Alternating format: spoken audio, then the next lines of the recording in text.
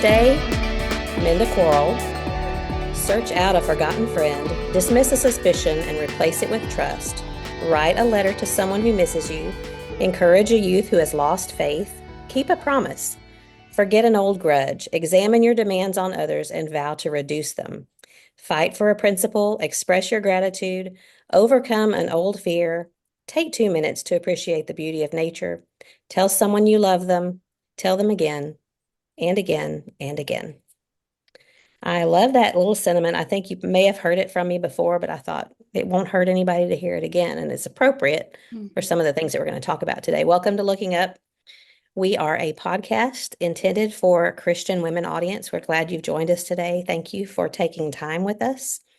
We are just two Christian women who get together once a week and talk about things that we find interesting and important, and hope that you will grab your favorite drink and maybe some chocolate and pull it up to the table and sit down with us and let's talk and let's have a conversation.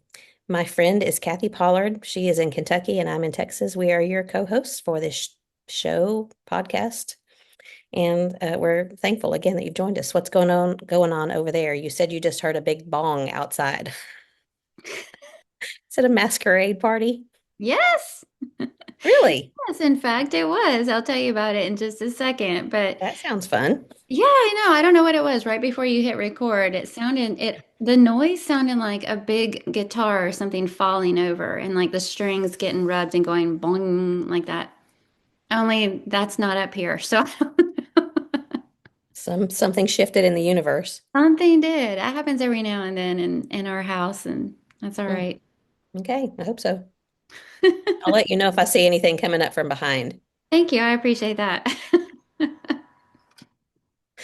Well, so what's been going on over there? You just got back from a funeral, but other than that, what's been happening? I did. And we were remembering Georgia Hudson. She was 92 years old when she died, which means when we met her, she was 86. But she was one of those women who, we when we moved here, we had a lot of names to learn at the congregation, and hers I never had trouble remembering. And I think it's because I was so drawn to her. She was just so sweet and warm and likable, Yeah. and it was dawning on me at her service today that for her to die at 92, and I didn't meet her until she was 86, but she was still that likable, attractive, that kind of magnetic personality. Mhm. She's somebody you want to be around. Yeah. And I thought, what a testament to her, because, I'm thinking by 86, I'll be like, hey, I am what I am. You either like me or you don't, okay? Uh-huh. Deal with me. Yeah, but one of the things that Neil said about her today is she chose to be sweet. And that really stuck with me because, that's one thing I think about her is she was just so sweet. She was just so sweet. And it's true. It's not that she was just naturally sweet. She chose Shows it. to be Yeah. sweet. Yeah, all the way through. And so it was one of those if a funeral can be good, Yeah. in the very best way, it's because this was a Christian woman who lived her life touching the lives of others, and you Mhm. know exactly where she is. And That's so, great. yeah, That's great. she You was can celebrate a life like that. absolutely, yeah. Oh, good. So, Well, a mhm, funeral's not exactly a fun thing, but to be able to celebrate someone's life, I'm glad you were able to do that this morning. mhm, yeah. So I have something, well, I had something in the crock pot. I tried something. No, I'm going to save that. That's going to be my what's for dinner. So never mind. Skip ahead. This is when we need to edit. Yeah, I will tell you that I sat next to Rita McGuire at Hmm. the funeral. She listens to Looking Up. Hey, Rita. And she was talking about your hair and how good it looks. And she loves what you're doing with it and says it really brightens up your face. And she was just like, oh, her hair looks so good. So Well, it's she's always nice sweet. to hear about when people are talking about you behind your back and it's Yeah. good. But it's good. Yeah. It's good. Yeah. Well, tell her thank you. It was very sweet of her, but Mhm. not to get too used to it because it's not going to stay this color. It's growing out. I mean, I showed you. I won't pull my hair back and show everybody, but Oh, come on. you want me to? You Yeah. can, all right. You can see how white it is under here. Yeah, I'm It's just growing out. amazed at the speed of growth. I mean, I guess Well, somebody else's hair journey goes faster than your own, but it's very white here too. yeah. So it'll be interesting to see how it's growing out. I still stand by the fact that I think it's going to look amazing on you because of your coloring. Hope so. John Hmm. likes it. He has, Look at a that. number of times has said, I really do like it's kind of like what you said, Rita said. He said, I can see your eyes better now. So Oh, yeah, that's good because I know you were concerned about how he'd feel about it. yeah. He's the reason I've waited so long because he just kept saying, but I like your hair brown. So Yeah. Sometimes they just don't know what they're going to like. yeah, and it's changed too. Yeah. And I mean, there's some vanity. I'll say that because you don't want, it's like you've known this person all your married life as one way, and then all of a sudden you're talking about something major changing. So, I mean, it was Yeah. pretty major to me too, but and Neil's, his and I can, hair, that's a good way to put it because Neil has been bringing up that he's toying with the idea of shaving his head.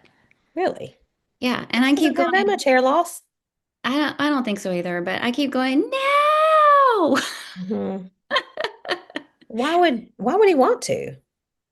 Well, I don't guess I should talk about that on here because he's gonna listen and he's gonna be like, Kathy. Well, he's going to say that anyway, right? Might as well just go ahead and finish it. He just thinks that he's got too much scalp showing up there, and he might as well Ah, just go ahead and shave the rest of it off. And how about next week in the group we have a poll and just ask everybody what they think. Should Neil shave his head? How you feel about oh, that, Neil? oh, he'll love that. Yeah. I bet. Let's do it. I did want to share a couple of things on the more serious side. Okay. And one is it's news and a prayer request, a personal prayer request. And the news is Dale and Janelle are expecting again.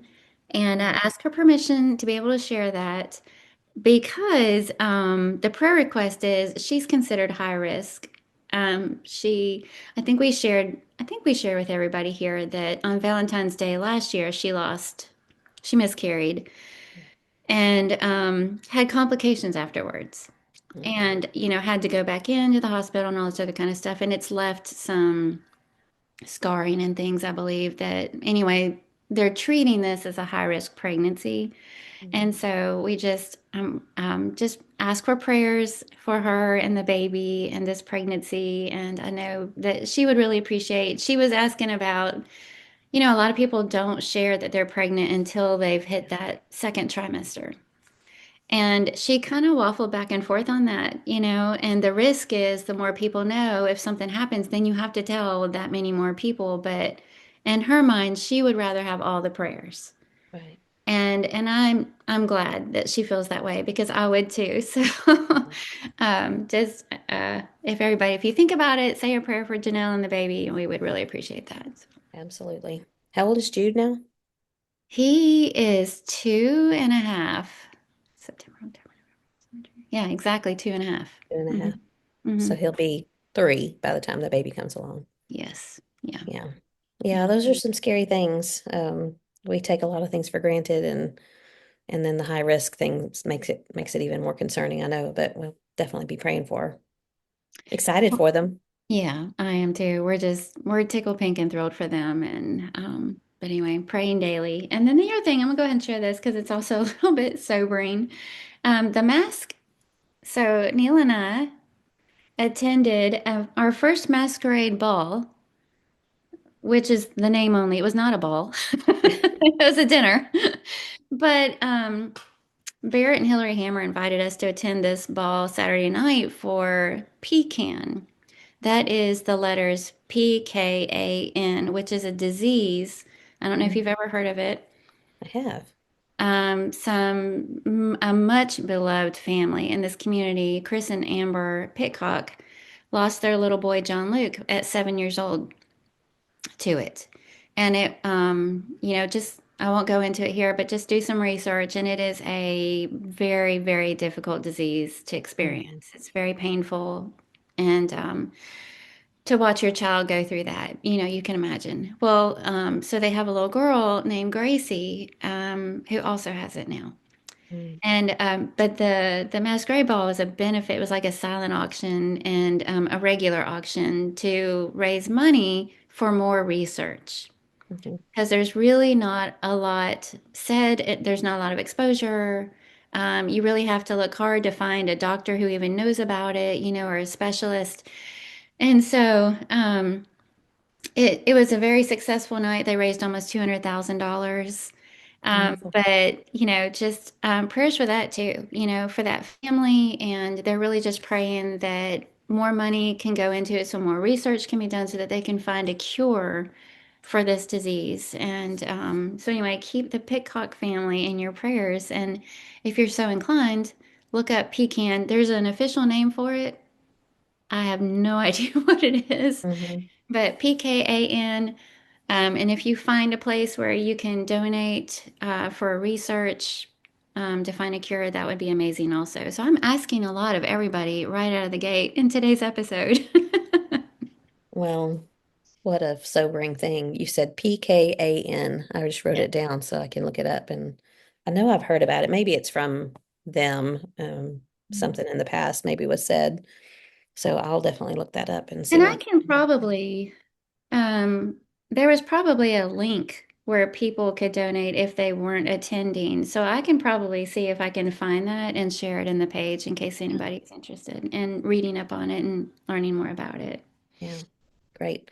Nancy Tackett, she's a listener. Thanks for listening, Nancy. She helps us, and she had kind of taken a little bit of a break, helping listen. She listens to the podcast and then sends us a list, which remind me, and I'll send that to you because she took notes of our favorite things episode so that we can look at that kind of show notes type so Hmm. we can share the things that we mentioned. Because a lot of times, I don't know about you, but sometimes I'll listen in the car and I'll think, oh, I said I'm going to share that. I need to remember to share that. And then I forget about it.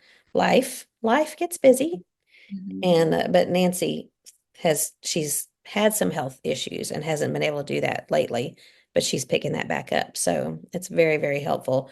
So we'll make sure that everybody hears about how to look into the pecan and how they can help next Yeah. week. And thank you, Nancy. I'm glad you're Yeah. feeling a little better. Yeah. So went to a ladies retreat this past weekend with the West Side congregation in Round Rock, Texas, which is just north of, well, that's about an hour.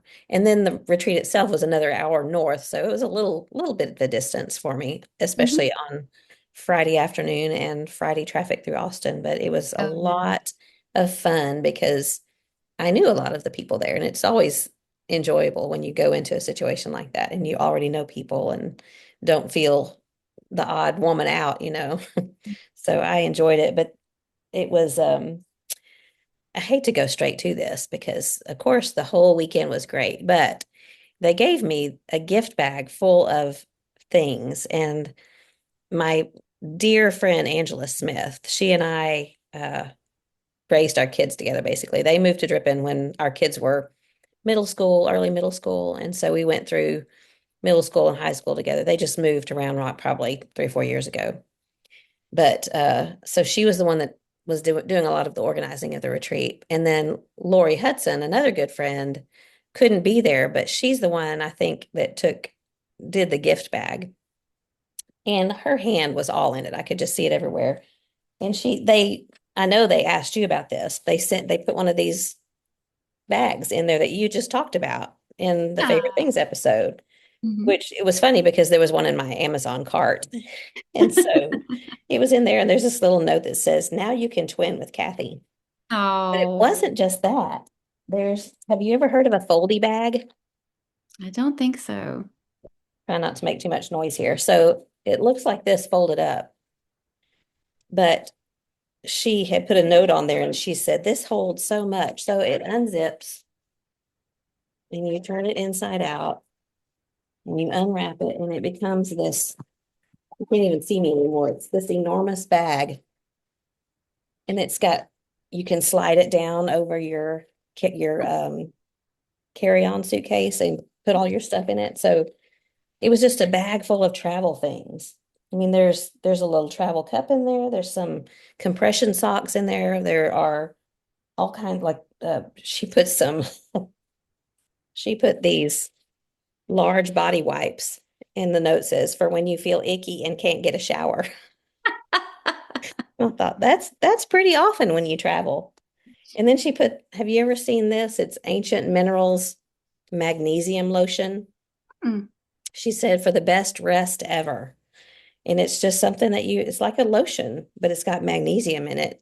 And she told me that I think it was one of her natural doctors told her about this. And you just rub a little in the Lotion. in high absorption areas. And she said she sleeps great when she puts this What on. was I've the tried it for a brand? couple Best nights. Rest? Ancient Minerals. Oh, Ancient Minerals. Oh, she said you'll get the best rest. Yeah. Yeah. Yeah. And it says Magnesium Lotion Ultra. But I'll share it next week and I'll give an update. I've tried it a couple nights. The first night John did not sleep well. So hence I did not sleep well. Oh, But last night I did. So I don't know if it had anything to do with the lotion or if it was because I was finally catching up to the sleep from the night before. But have you ever had these chocolonely? Tony's chocolonely? You I've, you gave me some of this one time. yeah, I've seen them, but I've never actually eaten one. Well, they're pretty delicious, and I can tell by looking in the bag that John has thought they're pretty delicious too. So anyway, it was a fun gift bag, and I just had a lot of fun going through it. So And how enjoyed being with the timely, West Side because women. Mhm. you guys are getting ready to take off and you're going to be gone for a long time, like a solid month in Yeah, Israel. yeah, You had two back-to-back trips over there. right. Yeah. We're looking forward to Prayer being back. request, yeah, that for safety over there and, for everything to stay calm and for it to be a really good trip and two really good tours. Yeah, yeah. We're excited about it. We might have to get creative in our recording. Yeah, I'm sure we will. I have one of those. We have the Starlink internet here at home, which is Elon Musk. He's got the satellite. So that's what we have for our home internet. But we also have, it's a travel one. You take it with you and you connect to the satellite from where you are. So there will be Wi-Fi at the hotels, but if it's not good Wi-Fi, then I'll be able to use that Starlink. Hopefully that If hopefully it's legal there. I better find out before we go. Pretty sure I it is. see you on the news, I'll Yeah, notify. I'll be calling Elon. All right, what else you got? I really don't have anything else unless everybody is interested in the fact that we bought a little kiddie table. Our Kitty or Kiddy? DD, yeah, DDIE. Yeah, when all the kids come over, there are so many grands now that are Mm-hmm. actually big enough to sit at the table and eat Yeah. that the last time they were all here for Neil's birthday, I set up an extra folding table. Mm. And then it finally dawned on me we should get a little kiddie table. And we did. And Gary and Chelsea put it together for me over the weekend. And it's just sitting around the corner right here with its cute little chairs. And Can you turn the screen where we could see it or no? yeah, I probably, well, let me see. Um, oh, Oh, yeah. down. Can you, How oh, cute. knocking down cords. That is so cute. Yeah. It's not like one of those plasticky Fisher Price type tables. It's more of a, uh, is it wood or It's wood no, like? it's like wood finish. Hmm. I don't even know if am I in a good, Yeah. can't really see myself in the screen because there's a big bar across it where I am, but Yeah. they have different types. So you can get colorful ones, like where Hmm. chairs are all different primary colors and stuff, but I lean toward more natural kind of stuff. So Hmm. this has like a wood finish. And then the top, of course they can eat at the table, but it's also like eraser, dry erase marker, like they can draw on it and things like that. And then the table and chairs are adjustable. So it's not exactly easy. You can't just slide them up and down. You're going to have to remove screws and Yeah. adjust it and then put the screws back in. But as they get bigger, we can adjust the tables and chairs. But Jude was over for a little bit yesterday and he was so excited when he saw it and just sat at it for a little while and it's this chairs are sturdy enough to where I can sit in it too. But I don't know. It's just every time I walk around the corner and see it, it just makes me smile. Yeah. Well, not only because it's cute, but because of the reason why you have it, huh? Exactly. Yeah. That's great. That's all Tilt I your got. screen down just a hair. Okay. Thank you. There you go. Thank you. All right. The only other thing I wanted to share was something nice that my brother said to me. And I have to share it to make note of it because it happens very rarely. And I've already told you about it, so you know what I'm going to say. So he was with my mom this morning, and he sent me a text, and it says, she went on and on about how good you are to her, told me all the little things you do. And I was standing there looking at this message going, "Aw, first of all, that's sweet for mom to do. Second, that's sweet for Doug to tell me." So then there was a space of about 45 seconds, and then I got one that said, I figured maybe that was just early dementia. So True to he's back to form. being himself. True to form, Doug. Yes, yes, true to form. But anyway, it was fun. But Hope seriously, though, it's got to make you feel good, that I don't know how often she gets around to telling you, but you know that she really does appreciate all the things that you do for her and the time you take out for her and all the visits and thoughtful little gestures that you do and all the ways you make her room homey and the things that you put on the wall for her that make her life more practical. I mean, you she know, does. it's She's just good to good tell to know me. that she appreciates it. So, Yeah, she's good to tell me. I'm mhm. glad I can at least make her a little more comfortable in the time that she has left. I mean, not like we know. She may have a lot of time left. I don't know, but Yeah, we'll see. Okay, are you ready to get started? I am. Okay, so this episode is going to be entitled Do Yourself a Favor. And I just got to thinking about it's maybe a little similar to Dear Younger Me. We talked about that probably in our first season. But this sort of I've kind of jotted some things down for the last 2 or 3 months about this, thinking that this would be a fun topic or a good topic. And just because there are a lot of things that you and I both, at the age that we have reached now, you look back and you think, I wish I'd have started that sooner. I wish I had realized this earlier. I wish I had done that, had worked on this mindset earlier, and it would have made my life a lot easier, would have made my life happier, more peaceful, just things that are practical or things that are biblical. It's transforming our minds and trying to think more biblically and trying to have the attitude of the Lord and trying to see people, see others the way that God sees them rather than the way that I see them when I get irritated or annoyed. Just things like that. I don't know if you're like me, you probably are, but sometimes when there's something hanging out there in the future that I dread, whether it's like a doctor's appointment or something like that. And then you have it and it wasn't a big deal at all. And you think, why didn't I do that sooner? Mammogram. Yeah. Yeah, a mammogram. And we kind of kick ourselves thinking we spend all of that mental effort and stress and worry over something that really was not a big deal at all.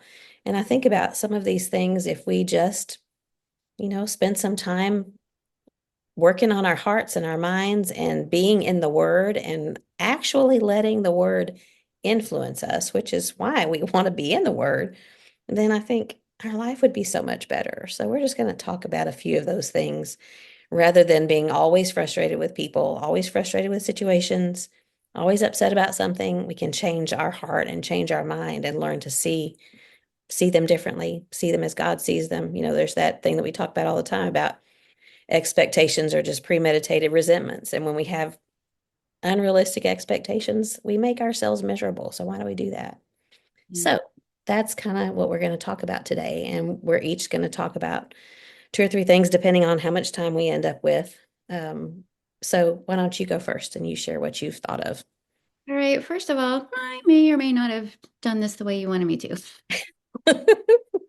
Well, that's always what's fun about it, right? Well, as you're describing it, I was like, I don't know that I went in that direction. But it'll be useful. Okay, so yeah, well, my first one is don't compare yourself to others. I kind of was thinking, do yourself a favor, decide ahead of time, Mhm. And so the first thing that came to my mind was don't compare yourself to others. And I guess this is one of those things that I can always tell when I'm struggling with it. Things insert themselves into my heart that aren't pretty, they're not attractive. They start making me feel bad about myself. Um, So I ran across a quote recently, and I think I even shared it on Facebook, but the fastest way to kill something special is to compare it to something else.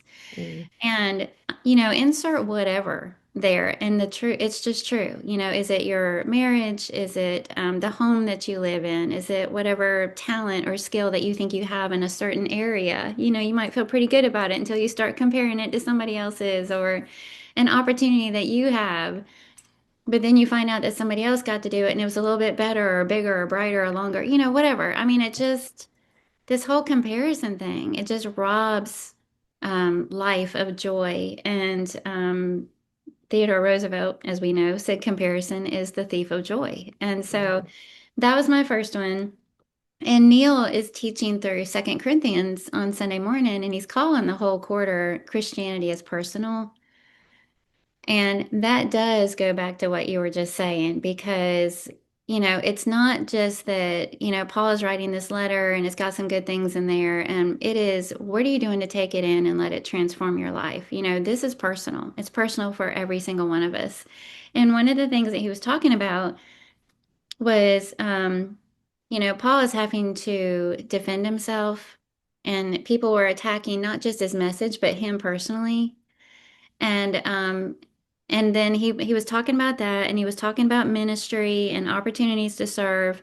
And he even started talking about how even sometimes in ministry, people doing good things, that's their job, Mhm. can still get caught up in the comparison trap Yeah. with, preachers comparing themselves to preachers. And how do you define a successful ministry? And, for some preachers, is it how popular you are as a speaker, how well sought after you are, how many speaking engagements you have? Do you also have a podcast? There are these things that can crowd in, and you can forget why you're doing what you're doing in the first place. Exactly. And he mentioned Second Timothy 4, verse 5, where Paul tells Timothy, fulfill your ministry. Mm. Don't worry about what everybody else is doing. Don't worry about how it seems like they're accomplishing more or more appreciated or more loved or more sought after. Don't worry about that. God gave you a ministry. You fulfill your ministry. And man, I felt that to my very soul, and Mhm. all the things that I've ever struggled with. I feel like those very words could be said to me, you focus on your home. You focus on your marriage, on your children, and your works, and your community, and your family, like all these things that my neighbors, my open doors, these are all things that God has put in my life. And that's what I need to be focusing on and not worrying about everybody else. And surprisingly, just this morning, just this morning, I was reading a completely unrelated thing that had to do with watercolor. But the artist was talking about the fact that you never find your own style if you're constantly comparing yourself to others Mhm. and looking at how everybody else paints and what everybody else does and the color, that whole thing. And she actually said this. When you're comparing yourself to others, the loudest voice in your head is your negative self-talk. Mhm. And I just Kicking read that yourself and I in the was like, foot, right? yeah. And I was like, that's that. Yeah. And then she mentioned three things that always accompany comparison: perfectionism, imposter syndrome, and the fear of failure.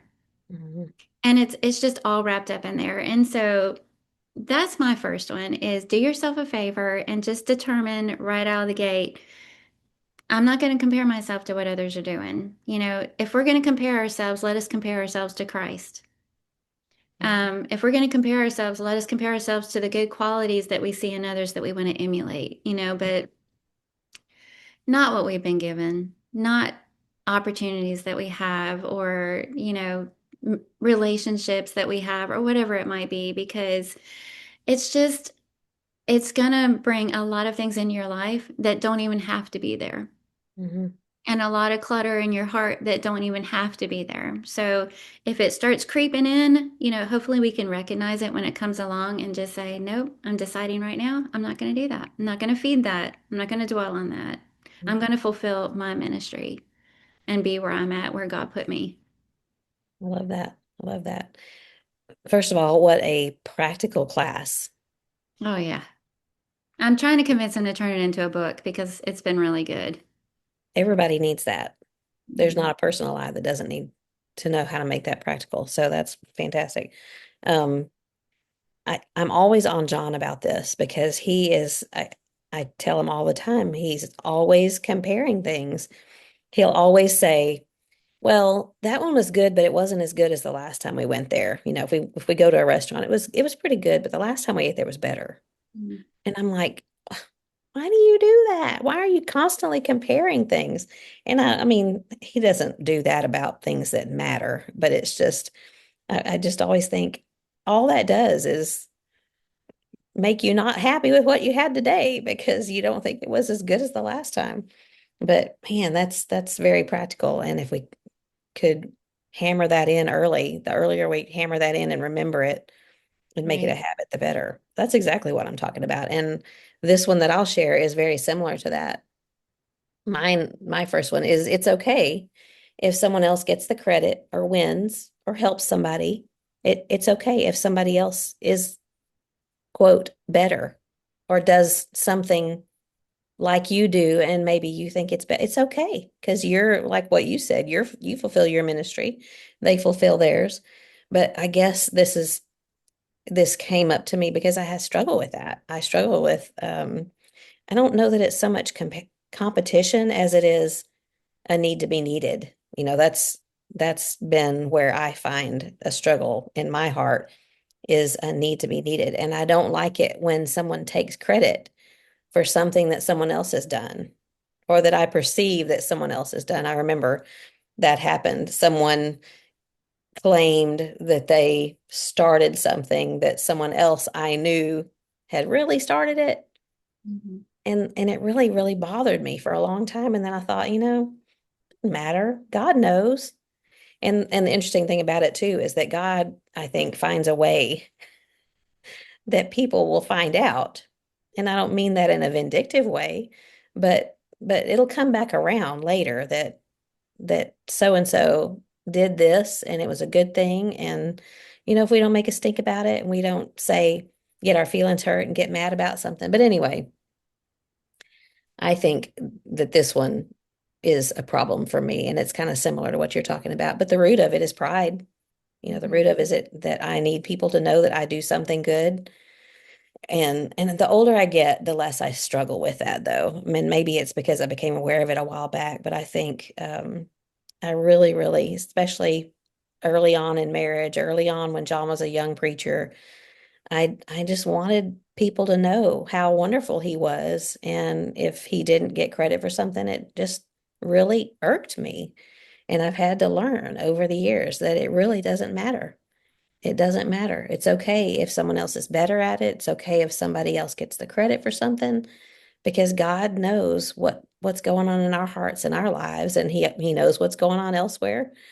And what is the passage? I didn't write the one down that Paul says, um, others preach it for a different reason. I can't remember what it was. And Paul said it doesn't matter because the what's happening is that God's getting the glory. Yeah. And I thought, that really struck a chord with me too, obviously, because I can repeat it word for word. Not, but I mean, I've thought about that because Paul, he was so well known, and yet, and he came to that realization. It doesn't matter, even if they're preaching maybe for the wrong motive, still God is being preached and And God is God's being going to use it for glorified. good. Yeah, he will. So I was thinking of a few verses, Philippians 2, 3 through 5. Do nothing from selfish ambition or conceit, but in humility count others more significant than yourselves. And let each of you look not only to your own interests, but also to the interests of others. And then have the mind in yourselves that was in Christ, that was a form of a servant. He emptied himself and he was obedient. And I think, that applies so much to this, to not have that selfish ambition and want for people to see us and know us and all of that. God will handle that. Just put your Mhm. head down and do your work. Pray that God is glorified. Hide behind the cross. I hear Neil say that all the time. Just have the mindset of Christ of being just a servant. And Mhm. then God finds a way. You know, he will lift you up when you least expect it, I think. 1 Corinthians 10:31 says, whatever you do, do all to the glory of God. And then Colossians 3:17, whatever you do, in word or deed, do it all in the name of the Lord Jesus, giving thanks to the Father. So that was something that I think if we would learn that early in life, to be happy when someone else gets the credit for something, to be thankful that good is being done, even if I'm not the one doing it. You'll just, do yourself a favor and learn that it's okay when those things happen. It's not just okay, it's good. So maybe it's get over yourself. Yeah, I like that. And, several years ago, you said, don't ever let anybody put you on a pedestal and don't put yourself there either.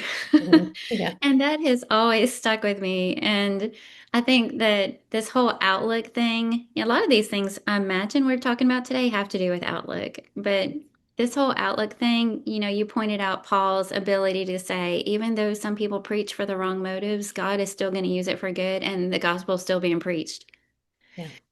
And I always read that and it strikes me like what grace it takes to acknowledge that and to see the big picture like that. It's the outlook that he had. And if we just remember that, you know what, somebody always will be better.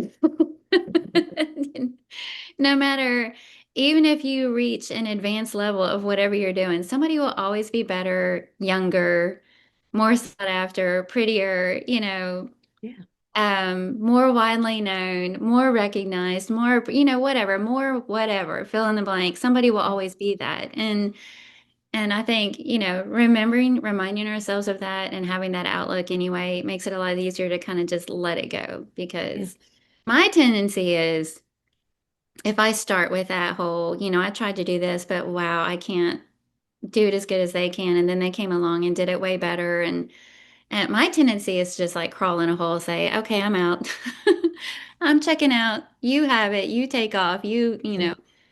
And and that's a pride response also. If I can't be the best, I'm not doing it. So, When you come across someone who is happy for you when you've done something well, I mean, what grace, don't you? You're just so drawn to that kind of person that is exactly. happy, genuinely happy for you that you've done something well. So that's my first one. So what's your second one? Yeah, that's so far, these have been kind of hard.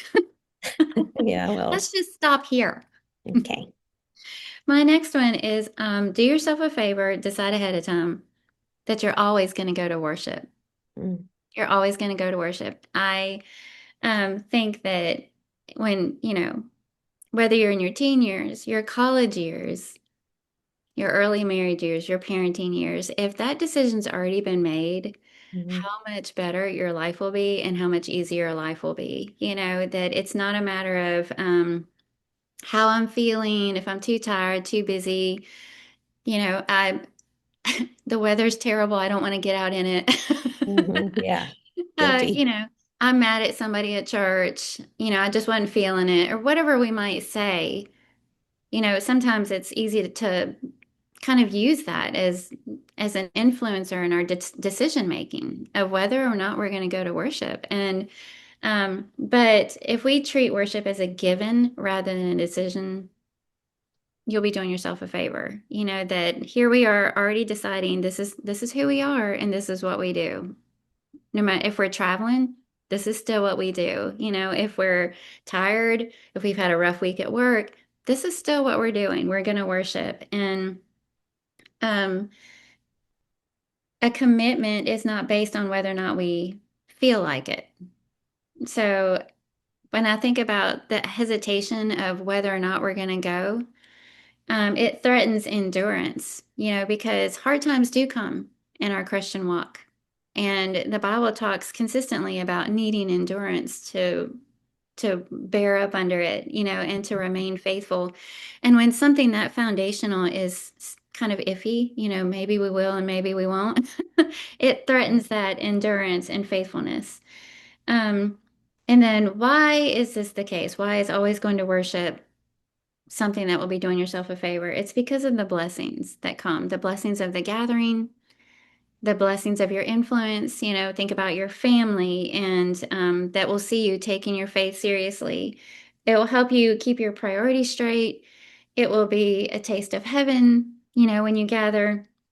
And you and I have talked about this before that, of course, we're human, and there are times Wednesday nights in the winter when it's dark and Yeah. cold, and You feel like you're leaving in the middle of the night. yeah, I'm supposed to be in my pajamas right now, Yeah. and I'm just not feeling it. But you know what always happens? You're glad you went. And, Hmm. and it's not about, and let me just say, I know it's not about what we get. We're going to grow and spend time in God's word and spend time with God's people and encourage others. But we always get from that. We always do. And, God blesses us through obedience. And that's one of the things that He's commanded for us to worship. So that's my second one. Do yourself a favor, decide ahead of time. You're always going to go to worship. And I'm not obviously not talking about if you're sick, don't cough the flu in somebody's face. And Yeah. there is such thing as providential hindrance. I hope that's a given here, but that's my Yeah. second one. Yeah.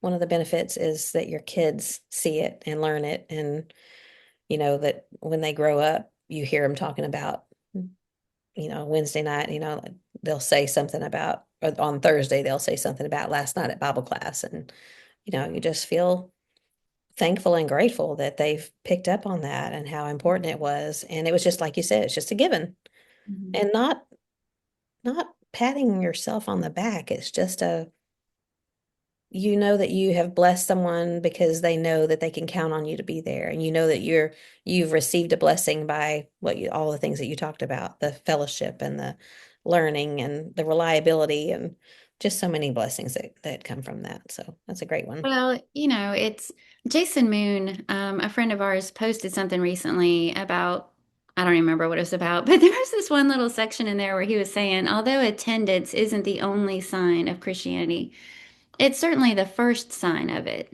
Mhm. People know you're a Christian because you go to church.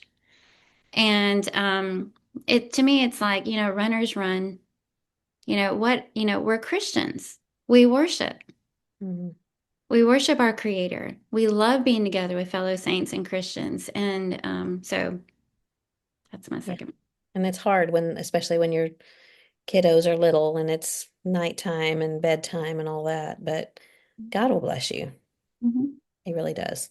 mhm. Okay, my second one is if you can do yourself a favor by realizing that you don't have all of the facts and all of the information to judge situations. That's good. I That's a good think one. the most humorous example I could think of was Mm.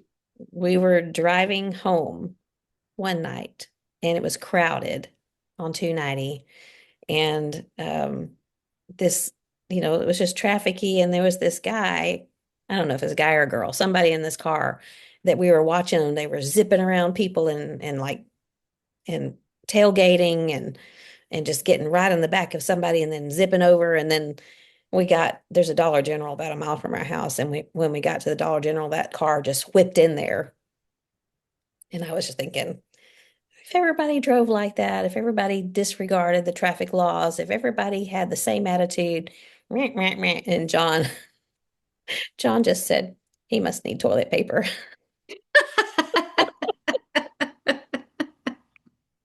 And I thought, well, okay, there you go. It's one of those examples of you don't know why maybe he really did need something. Maybe he needed to go to the bathroom and that was the first one he could find. And that's why he was driving fast and sitting on people's tails and all. But the the truth out of that is we never know all the situations behind why people do things the way they do. Sometimes they'll come right out and tell you, and you can know.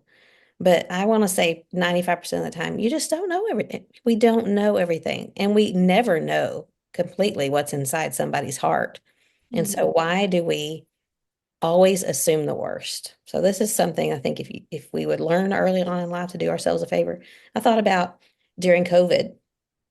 Um, remember, it kind of brings up bad memories, but remember all of the controversy and the opinions about wearing masks and things like that. And I remember somebody saying because someone had a mask on outside, thinking, why are you wearing a mask? And somebody said, well, they have asthma and they're having to be really careful about blah blah blah. And there's a reason for some. There may not be any reason for some, but you don't know. And it's not always your business to know, and you need to learn to think kindly about it. I remember another situation when John was on the school board and they were building a school, and there were some very expensive glass bricks used in all of the library areas in the school, whatever. And they're expensive. And I remember the board was very criticized very publicly because of those glass bricks. And these people were saying they're spending all this money that we don't have on something decorative. And, it was John got called out and blasted along with the other 8 members of the board. And they didn't know that those glass bricks had been donated. They were being provided at no cost. And it incensed me. Anytime someone I love is called out like that, it just angers me irrationally sometimes. So, you know, you don't know all of the story. There's a bunch of verses. Proverbs 18:13 says, "He who gives an answer before he knows, it's folly and shame to him." And I always think about this when Mhm. someone just comes up with this snap answer without even thinking about it. And I think that's foolish and shameful to answer something when you don't know. We're to love our neighbors as ourselves, Matthew 22:39. Colossians 3:12, put on a heart of compassion and kindness and forgiveness. Are we doing that? 1 Peter 4:8, keep fervent love for one another because love covers a multitude of sins. So if we think, just learn to think the best. If we love someone, I think about 1 Corinthians 13 that says that love believes all things and hopes all things and bears all things. And yet we're being critical. We're being critical about things. So, we don't know situations, we don't know backgrounds, we don't know what someone has been through in life to put them where they are and to make them maybe do something that we wouldn't do.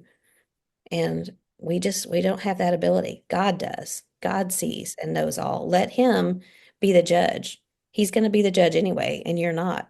And, above all, I think about Matthew 7 that talks about with what measure of judgment you judge, you're going to be judged. And if we're harsh and critical in the way that we think about things and people, it's going to come back to us. So be careful and just learn and remember, always tell yourself in a situation, I don't know. I don't know everything. I don't understand why they did that, but I don't know all of the situation behind it. So be full of grace. Yeah, I love that one. And, it's so hard sometimes not to view somebody else's situation through our own lens of thoughts and opinions, or, not everybody feels the need to always be understood. Not Yeah. everybody feels the need to always defend themselves. And so they're not going to try and explain everything and they're not going to share all the facts. And really, it's none of your business. Mm-hmm. But I'm the type of person that I don't like to be misunderstood. I do want everybody to know all the facts, and I probably will defend myself because pride. Yeah, me And too. so I can make that assumption that everybody else operates the same way. And Mm-hmm. if they're not, well, they didn't say this was the case. Well, they didn't say, well, maybe they don't feel the need to, and they're just keeping their private business private. And it really makes me think of, especially in ministry, you're privy to things Mm-hmm. that others don't know. And so you see, we could both give examples of that where people make these harsh judgments and statements, and stuff they don't know, but you Mm-hmm. can't tell them. And especially our shepherds, the elders of the Lord's church, people come to them in confidence. They have to handle situations. And there's all, armchair quarterbacks who think the elders should do this and shouldn't do this and should say this and not say this. And they don't know. They don't know the facts. And the elders are not going to give it to them because they're protecting somebody. They're keeping a confidence. It's nobody's business. And so they're trying to make the best decisions, and everybody else is just watching and forming judgments, not knowing all the facts. Mm-hmm. And to me, that's the perfect illustration of what you're talking about. It doesn't have to be a situation like that, but in most scenarios, I would imagine we Yeah. don't know everything. We don't Mm-hmm. know what's going on in that person's life. It's like that statement that says, hurt people, hurt people. Somebody may come across as mean and gruff and cactusy, prickly, Yeah. but we don't know what's going on in their life. Yeah. Walk a mile in their shoes. Exactly. Yeah. Okay, do you have a third? Yeah, my last one is do yourself a favor, decide ahead of time that you will never threaten divorce or separation. So this is for those who are married or about to get married or think they'll ever get married. Hmm. Um, and when you're dating and everything is all goo goo and stuff, you never think you're going to get in a fight that's going to make you so mad that you just want to rip somebody's eyeballs out. Not that that's ever happened to you. Not that that's never happen ever happened to me, right? But anger does make you see red sometimes and say dumb things. And sometimes in an effort to want to hurt, like I'm just trying to catch your attention and make you see how very mad you've made me or how very much you've hurt me. And you've hurt me so much that, and then you start throwing out words, the D word. We always say we're not going to say the D word. Divorce, or maybe we should just spend some time apart for a little while, threatening separation and because even if you don't mean it, it really undermines trust and security in that relationship. Why would you even say something like that? Why would you say something hurtful? Why would you even open the door to that possibility? And it's one of those things where once you open that door, it's hard, it gets harder and harder not to peek through it every time you get in a fight. Well, here we are fighting again, and here we are back here again. Here we are still dealing with the same issue. So God does open the door to divorce for sexual unfaithfulness, Matthew 19:9.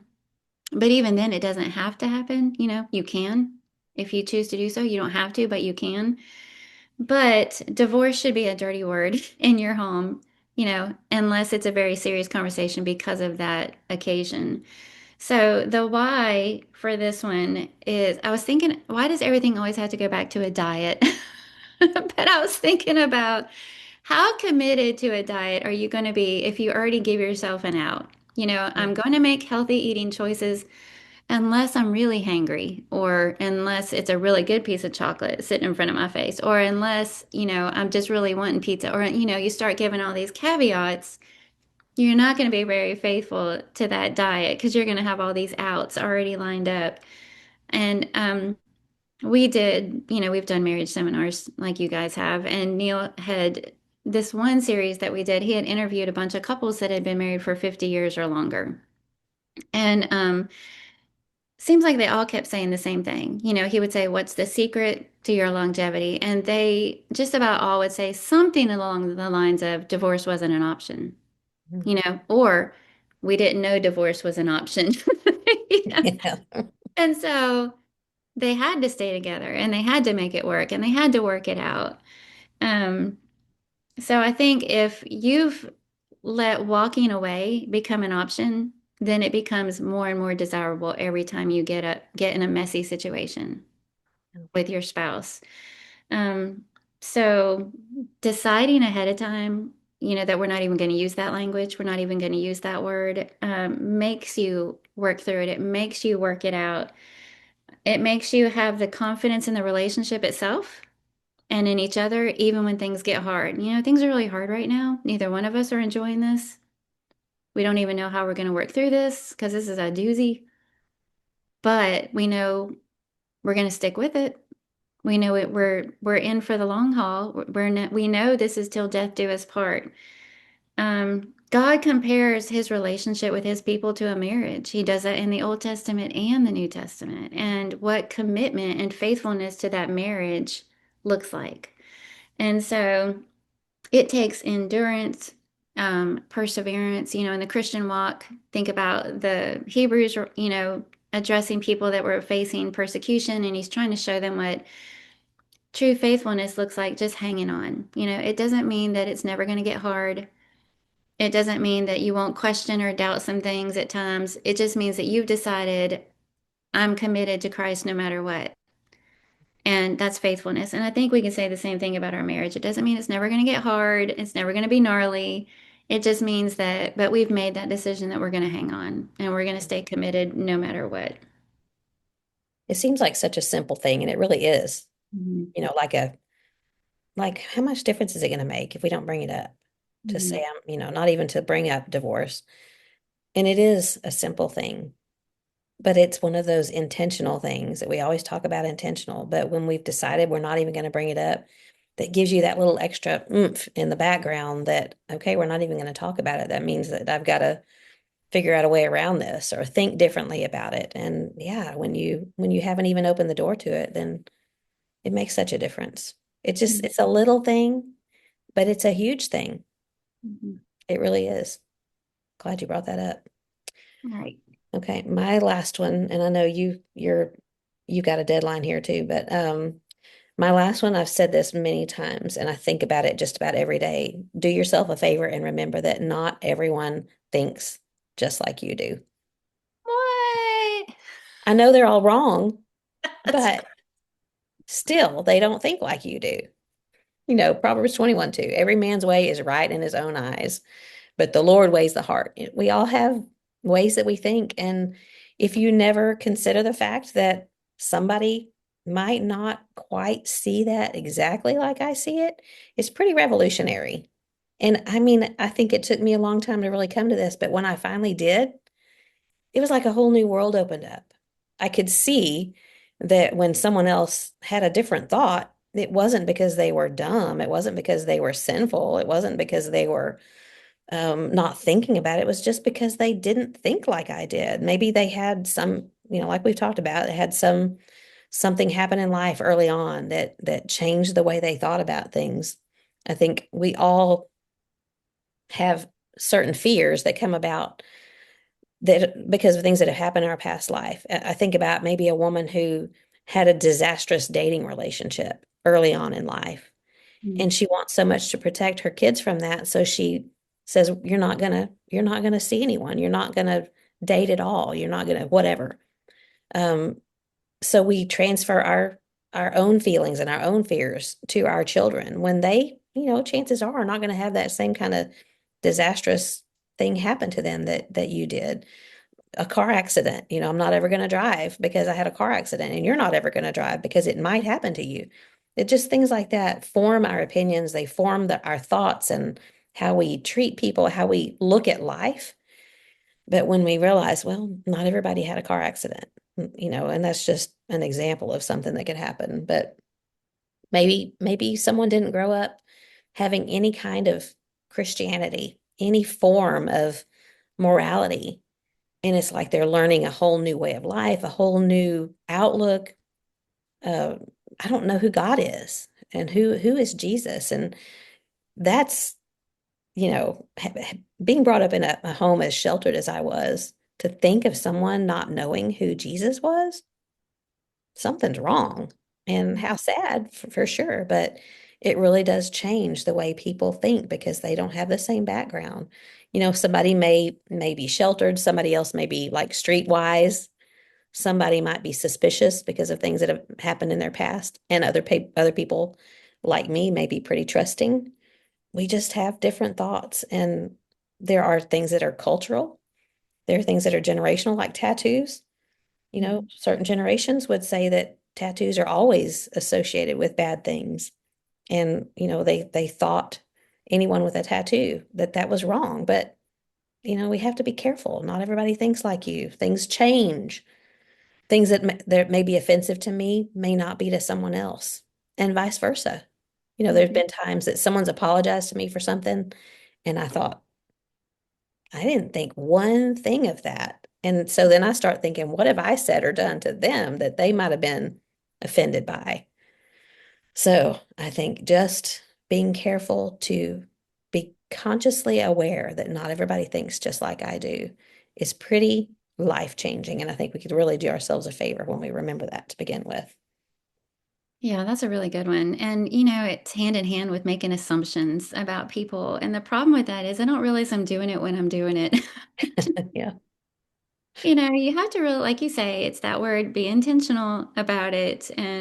But I'm making these assumptions. I'm assuming that they do think like I do and that they do understand. And, it's interesting to me that it's kind of refreshing in certain areas when somebody sees things differently. If it's, I'm always intrigued by how somebody cooks or cleans or parents or, like when they do something different. It's like an outside of the box kind of thing, Yeah. something I never would have thought to do. And I'm always like, oh, what? Yeah. And that's perfectly fine and good. But if it goes against my core, beliefs or opinions or strongly held convictions or whatever, I'm not talking about doctrinal matters, of course, Yeah. then it's like, what's the matter with them? Yeah. So if it lines up with what I think is okay, I receive it differently. And it goes back to that pride word that probably needs to be woven throughout every single one of these ones that we've talked about, and acknowledging with humility that we each come to the table with our own experiences and backgrounds and education and, how we've been treated, what we've been exposed to, all that shapes us, like you were saying. And isn't that the beauty of God's word? Mm. That there is a standard, and the things that matter that we do think alike on, that we should think alike about, He's outlined for us in His word. And then everything else, we just use our best judgment for and make sure what we're doing and saying honors Christ. And that's a hard thing, especially for some of us that think black and white. All of these we think are doctrinal issues may not be. They may be matters of opinion. Mhm. And we have to carefully use the word of God to distinguish between our opinions and what God sets out for us to do or how he wants us to be or live. And a good study of Romans 14 would be good when we're talking about this subject. But we have to be careful not to assume that our traditions, our thoughts are doctrine when they're not. Just be careful about that. Mhm. Here, Okay, here. good. All Yeah. right, so that is three from each of us, and I know you need to go. So Well, yeah, speaking of not knowing all the facts and making judgments, I was just thinking when I turned the laptop so you could see that little table, I have shoved everything to one side of the room in the living room because we have furniture coming. And I'm trying to make it as easy as possible for the guys. So I have shoved everything over to one side. And I was just thinking, who knows what I just showed everybody when I turned that thing around. I didn't see anything except the little table. It was what, half a second. Yeah, so don't judge me. You don't know everything. I'm judging the fact that your house is a wreck. Your That's house all is never a wreck anyway. right. Okay. All right. Do you have what's for dinner? We are having sumac chicken. Isn't sumac poisonous? It can be for sure. But I don't actually have just the spice sumac. I'm using za'atar, however you say that word. It's a blend, but it has sumac in it. Mhm. Sumac. But anyway, it's used chicken thighs.